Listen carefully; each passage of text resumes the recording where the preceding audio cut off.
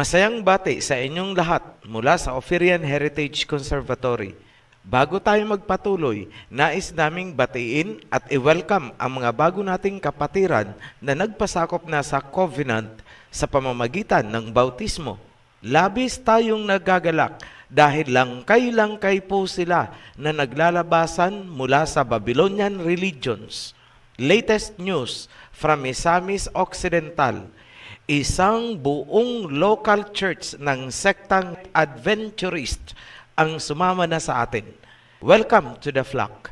Tulad ng sinabi natin noong nagsimula tayo, barely 1 year ago, hahakuti namin ang mga tupa. Here we go. The bird of prey from the east ay tuloy-tuloy na lumilipad.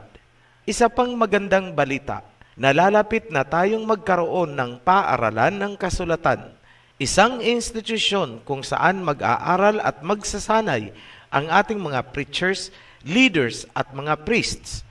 Ito ay isang Bible Institute or shall we call it a seminary.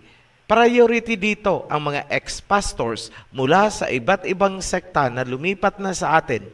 Isa na namang salita ni Messiah Yahawashai ang natutupad. Matthew chapter 9 verse 36 to 38. When he saw the crowds, he had compassion on them because they were harassed and helpless like sheep without a shepherd. Then he said to his disciples, "The harvest is plentiful, but the workers are few. Therefore, ask the master of the harvest to send out workers into his harvest field."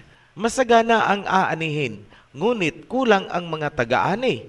Kung ganon, hilingin nyo sa namumuno ng anihan na magpadala ng mga manggagawa sa pataniman. Yan ang salita ng ating Mesaya bago siya umalis. Sa ating pagpapatuloy, may nais akong ipakita sa inyo. Ito ang salita ng Pariseyong si Pablo.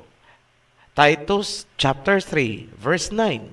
But avoid foolish questions and genealogies and contentions and strivings about the law, for they are unprofitable and vain. Ganito ang sinabi ng Pariseyong si Pablo. Iwasan daw ang pagtatanong, ang pagsasalaysay tungkol sa mga saling lahi or genealogy at ang pagtatalakay tungkol sa mga kautusan sapagkat yan daw ay walang katuturan.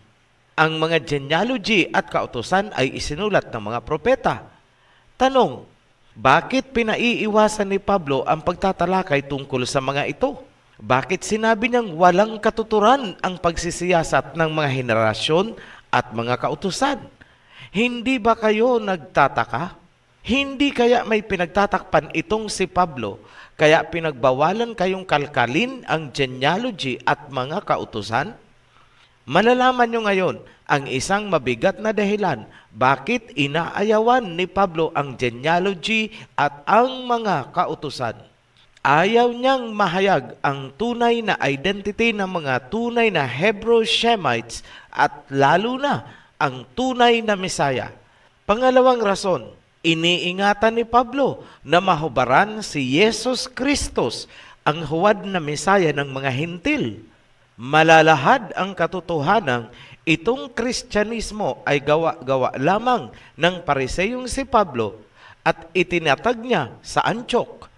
Katotohanan, sinasabi ko sa inyo, ang Kristyanismo ay hindi po nagmumula sa mga tunay na apostol ng Mesaya, kundi gawa-gawa lamang ng isang Pariseyo. Huwad na Mesaya, huwad na relihiyon na itinatag ng huwad na apostol, period. Ngayon, mahalaga bang alamin at siguraduhin na ang tunay na Mesaya nga ang iyong sinusundan? Yes. Bakit? Basahin natin. John chapter 14 verse 6. I am the way, the truth, and the life. No one comes to the Father except through me. Mabigat po ang talatang yan. Mahalagang siguraduhin ninyo na ang totoong Mesaya nga ang inyong sinusundan, tinatawag at sinasamba sapagkat ang tunay na Mesaya ang daan, ang katotohanan, at ang buhay. Walang makakarating sa Ama kung hindi dadaan sa tunay na Mesaya.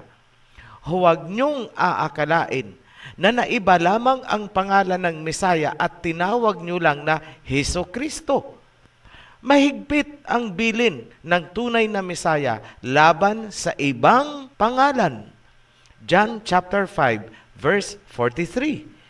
I have come in my Father's name and you do not accept me. But if someone else comes in his own name, you will accept him.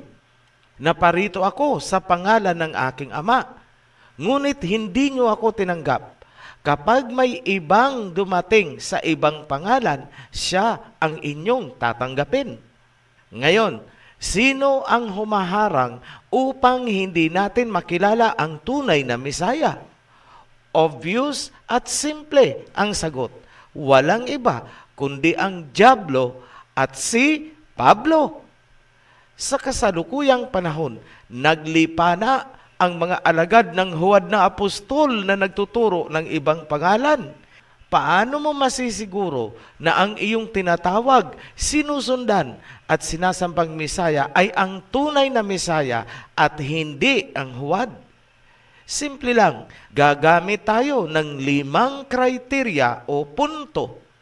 Point number 1, genealogy o pinagmulang angkan. Point number 2, overall appearance o itsura. Point number 3, ang kanyang kulay. Point number 4, pagiging tuli. Point number 5, scientific research. Yan ang 5 mahahalagang punto bilang gabay upang siguruhin na ang totoong Mesaya nga ang iyong sinasamba at hindi ang huwad na Mesaya ng mga Grigo. Kung kayo nga ay naghahanap ng katotohanan, sundan nyo ang nasusulat sa Book of Revelation at huwag kayong maniwala sa pagbabawal ni Pablo. Here is point number 1, genealogy. Revelation chapter 22 verse 16. I, Yahweh, have sent my angel to give you this testimony for the assemblies. I am the root and the offspring of David and the bright morning star. Isinulat ni John Revelator ang salita ng Mesaya na nagpakita sa kanya sa vision. Sinabi ng Mesaya na siya ang ugat at suloy mula sa angkan ni David. Ganon din ang sinabi ni Prophet Isaiah, 1000 taon na ang nakaraan. Ang tunay na Mesaya ay magmumula sa angkan ni David, from the roots of Jesse. Isaiah chapter 11 verse 10. In that day, the root of Jesse will stand as a banner for the peoples. The nations will rally to him, and his resting place will be glorious. Sino si Jesse? Si Jesse ay mula sa tribe of Judah, isang Hudyo. Si Judah ay anak ni Jacob Israel. Ibig sabihin, ang Mesaya ay Israelite, hindi po Greek. Si Jacob ay anak ni Isaac. Si Isaac ay anak ni Abraham. Si Abraham ay anak ni Terah. Si Terah ay anak ni Nahor. Si Nahor ay anak ni Sirog. Si Sirog ay anak ni Rio. Si Rio ay anak ni Peleg. Si Peleg ay anak ni Eber. Sa makatuwid, ang Mesaya ay Hebro. Si Eber ay anak ni Sela. Si Sela ay anak ni Arfaksad. Si Arfaksad ay anak ni Shem na anak ni Noah. Sa makatuwid, ang Mesaya ay Shemite. Putting it together, ang Mesaya ay Shemite, Hebrew, Israelite, Hudyo. Kung ganon, ang Mesaya ay hindi pwedeng magkaroon ng Greek na pangalan, Greek na anyo. Hindi po siya European, kundi Shemite, Asian, kalahi natin. Ito ang dahilan kung bakit dinidiscourage ni Pablo ang kanyang mga followers na aralin ang genealogy. Tinatakpan niya ang pagkakakilanlan ng tunay na Mesaya noong siya ay nagkatawang tao. Ayaw ni Pablo na malaman nating mga Shemites na ang tunay na Mesaya ay kalahi pala natin bilang mga Hebrew Shemites. Pinaniwala tayo na ang Mesaya ay isang European na nagtataglay ng Greek na pangalan. Ang Yesus Kristos na pundasyon ng buong Christianity ay mula sa Antioch na isang probinsya ng mga Gentile Greek sa panahong yon. Huwad, pag-usapan natin ang overall na itsura ng Mesaya. Sa pagpapatuloy, ito ang point number 2. Overall appearance or itsura ng Mesaya. Balikan natin ang isinulat ni Prophet Isaiah. Isaiah chapter 53 verse 2. He grew up before him like a tender shoot and like a root out of dry ground. He had no beauty or majesty to attract us to him. Nothing in his appearance that we should desire him. Ayon kay Prophet Isaiah, ang Mesaya ay walang taglay na kagwapuhan o kagalang-galang na anyo. Wala siyang kaaya-aya o anumang itsura or personalidad na nakakaakit sa paningin ni numan. Sa madaling salita, hindi artistahin ang kanyang dating. Hindi siya ang tisoy-tisoy na sinasamba ng Christianity ni Pablo. Pakibasa na lang po ang buong Isaiah 53 para sa mga karagdagang impormasyon. Point number 3, ang kulay ng Mesaya. Ayon sa genealogy, ang Mesaya ay Hebrew Shemite mula sa tribe of Judah na anak ni Jacob, kung kaya tinawag na Israelite Jew. Tanong, ano ang kulay ng mga Hebrew Israelites? Malalaman natin sa mga pangyayari na nasa Old Testament noong sila ay lumabas mula sa Egypt. Numbers chapter 12, verse 10. When the cloud lifted from above the tent, Miriam's skin was leprous. It became as white as snow. Aaron turned toward her and saw that she had a defiling skin disease. Tandaan ang paglalarawan. Ang kulay ng balat ay nagbago, naging puti na parang snow. Tingnan din natin si Moses. Ano ang kanyang kulay bilang Hebrew Israelite? Exodus chapter 4 verse 6. Then Yahweh said, "Put your hand inside your cloak." So Moses put his hand into his cloak, and when he took it out, the skin was leprous. It had become as white as snow. Kunting analysis lang po ang kailangan natin.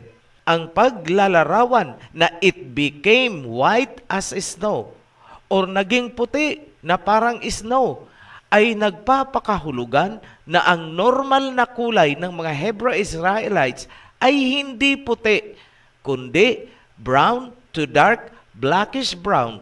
Kung kaya, noong nagkaroon ng leprosy, ay sinabing nagbago at naging puti tulad ng snow. Common sense po. Kakulay natin ang tunay na Mesaya sapagkat siya ay kalahi natin, isang Hebrew Shemite. Ngayon, ano naman ang kulay ng ating Mesaya na nakita ni John Revelator sa kanyang vision? Revelation chapter 1 verse 14 to 15. The hair on his head was white like wool, as white as snow, and his eyes were like blazing fire. His feet were like bronze glowing in a furnace, and his voice was like the sound of rushing waters. That is from New International Version. Ulitin natin sa King James Version. His head and his hairs were white like wool, as white as snow, and his eyes were as a flame of fire, and his feet like unto fine brass, as if they burned in a furnace, and his voice as the sound of many waters. May tatlong mahalagang information na ibinigay sa Revelation: buhok, kulay ng balat, at boses. Ayon sa talata, ang kanyang kulay ay parang fine brass or bronze na nasunog sa hornohan. Ito ang kulay ng fine brass na nasunog sa horno or oven. Ang bronze na nasunog sa horno ay golden brown naman. Meaning, ang kulay ng Mesaya ay golden dark brown to blackish brown. at ang kanyang buhok ay kulot or woolly. Mayroong translation issue pagdating sa buhok. Mali po ang white as wool sapagkat hindi po lahat ng wool ay white or puti. Ang tama ay curly as wool, kulot. Ayon pa kay John Revelator, ang boses ng Mesaya ay maihahalin tulad sa rumaragasa o lumalagaslas na maraming tubig. Ibig sabihin, hindi yung typical na masculine voice na buo at malagong, kundi parang lumalagaslas na tubig habang dumadaloy sa batuhan ng ilog. Imagine nyo na lang ang tunog ng waterfalls. Lumalagapak ang tunog, hindi malagong. Ngayon, napatunayan natin ang tunay na Mesaya ay brown to dark, blackish brown. Sino pala itong tisoy-tisoy na Greek-European Mesaya na inaawit-awitan ng papuri at niluluhuran nitong mga Kristiyano? Obviously, huwad, fake, peke. Patunay lamang na ang Kristyanismo ay huwad sapagkat yan ay itinatag lamang ni Pablo sa Antioch. Hindi yan ang pananampalataya ng mga tunay na apostol na nasa Jerusalem. Magpatuloy tayo sa point number 4, pagiging tuli ng tunay na Mesaya. Ang mga Hebrew Israelite kung saan isinilang ang tunay na Mesaya ay nagmumula kay Jacob. Si Jacob ay anak ni Isaac. Si Isaac ay anak ni Abraham. Ano ang punto? Genesis chapter 17, verse 3 to 5. Abraham fell face down, and Eliham said to him, "As for me, this is my covenant with you. You will be the father of many nations. No longer will you be called Abram. Your name will be Abraham, for I have made you a father of many nations." Verses 10 to 12. This is my covenant with you and your descendants after you, the covenant you are to keep. Every male among you shall be circumcised. You are to undergo circumcision, and it will be the sign of the covenant between me and you. For the generations to come, every male among you who is 8 days old must be circumcised. Sa makatuwid, si Moses ay tuli, ang mga Israelites ay tuli, ang tunay na Mesaya ay tuli, sapagkat sila ay mga descendants ni Abraham na nasasakop ng covenant of circumcision. Ngayon, bakit natin tinatalakay ang circumcision? Sapagkat ito ay pagkakakilanlan ng tunay na Mesaya versus huwad na Mesaya. Ang tunay na Mesaya ay tuli. Alam natin yan. Paano ang huwad na Mesaya? Tuli din kaya? Jesus Christos, Jesus Christ, Hesus Kristo, ikaw ay isang Greek. Hindi ka Hebrew. Hindi ka lahi ni Abraham. Sa makatuwid, ikaw ay suputante, hindi ka tuli. At dahil ikaw, Jesus Kristos, ay hindi tuli, natural lang, nakakalabanin ng iyong apostol ang pagtutuli ng mga Hebro. Hindi na dapat pagtakhan ang mga salita ni Pablo tulad ng nasusulat sa Galatians chapter 5, verse 2. Mark my words, I, Paul, tell you, that if you let yourselves be circumcised, Christ will be of no value to you at all. Tagalog, ito ang nasusulat mula sa Filipino Standard Version. Pakinggan ninyo ito. Ako mismong si Pablo ang nagsasabi sa inyo, kung kayo'y patutuli, mawawala ng kabuluhan sa inyo si Kristo. Malinaw naman yan. Tahasan at direktahan ang sinabi ni Pablo. Kapag kayong mga Kristiyano ay nagpatuli, pinawalan ninyo ng kabuluhan si Jesus Kristos. Malaking insulto yan sa inyong Greek Messiah. Yan ay may tuturing na kalapastanganan kay Pablo, ang huwad na apostol. Paano yan mga pastor ng Kristiyano? Huwag kayong patutuli. Mga anak nyo, huwag nyong ipatutuli. Turuan nyo ang inyong mga members na huwag magpapatuli. Dahil yan ang sinulat ni Pablo. Kapag kayo daw ay nagpatuli, pinawalan nyo ng kabuluhan si Jesus Kristus ninyo. Ay nako, pulutong ng mga supot. Ngayon, ano nga ulit itong si Jesus Kristus? Greek, Hintil. Hindi siya covered ng covenant of circumcision kay Abraham. Kung ganun, moot and academic, itong si Jesus Kristus ay talagang supot. Conclusive yan. Ano ang tunay na Mesaya? Tuli dahil sa covenant kay Abraham. Period. Yan ang dahilan kung bakit sinasabi ni Pablo na huwag daw ninyong aaralin ang mga genealogy at mga kautusan sapagkat may iniingatan siyang sekreto tungkol sa kanyang Mesaya. Ngayon, dumako na tayo sa point number 5. Ano ang sinasabi ng scientific research kung saan pinagsama-sama ang history, archaeology, anthropology, medical forensic, and digital reconstruction technology? Sa mga nagnanais ng karagdagang detalye, ang link ay inilagay namin sa description sa ibaba lamang nitong video. Ayon sa report, isang retired medical artist na nagngangalang Richard Neve ang bumuo ng team noong 2001. Ang team ay kinabibilangan ng mga forensic anthropologists and computer programmers. Ang layunin nila ay magsagawa ng digital reconstruction ng most possible na itsura at pangangatawan ng Mesaya. Ginamit nila ang isang skull na natagpuan sa Israel at nagmumula pa sa 1st century AD. Yan ang mga kapanahunan ng ating Mesaya at ng mga apostoles. Sinang-ayunan ng mga Bible scholars ang resulta. Ang Mesaya ay around 5 feet tall, with darker skin, dark eyes, and shorter, curlier hair. Ulitin ko, 5 feet tall, parang height ng pandak na Pilipino. Halos kasing tangkad lang ni Rizal. Darker skin, parang kulay ng tipikal na Pilipino. Shorter hair, sapagkat hindi ugali ng mga lalaking Israelites ang magpahaba ng buhok, maliban na lang kung Nazirite kagaya ni Samson. Ang mga findings na yan ay tumutugma sa genealogy ng Mesaya bilang Hebrew Shemite. Bakit ang description ay natutulad sa ating mga Filipino o Syrians?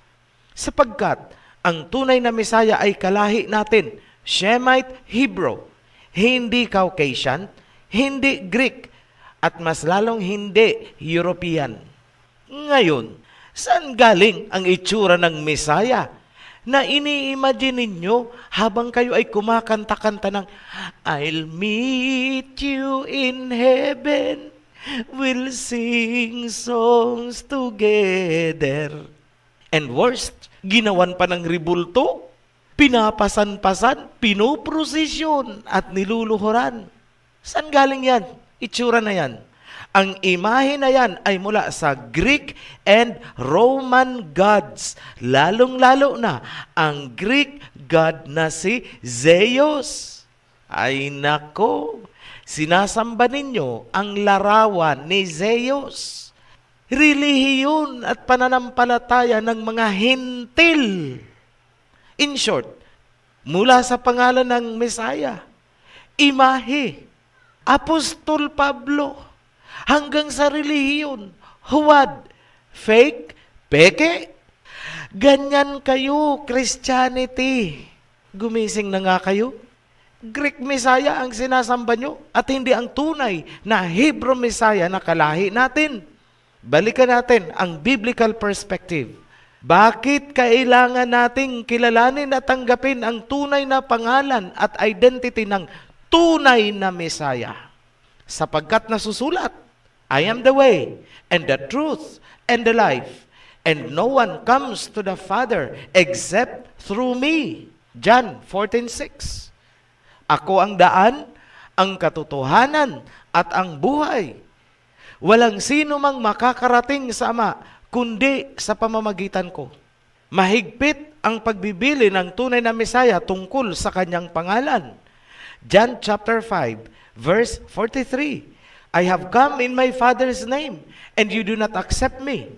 But if someone else comes in his own name, you will accept him.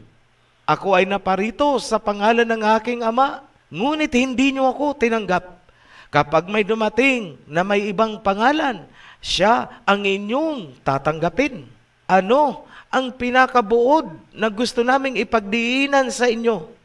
Kilalanin at tanggapin ang tunay na Mesaya kung ano siya, spiritually and literally. Yan ang totoong kahulugan ng salitang truth, katotohanan. Huwag po puro claim. Dapat niyong ipagsigawan sa buong mundo.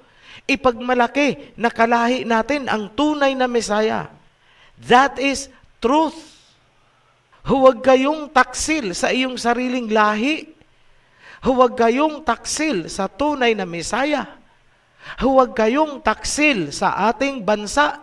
Tigilan nyo na ang kakaprosesyon, kakakaluhod-luhod at kaka-imagine ng rebulto ni Zeus ng mga Greeks.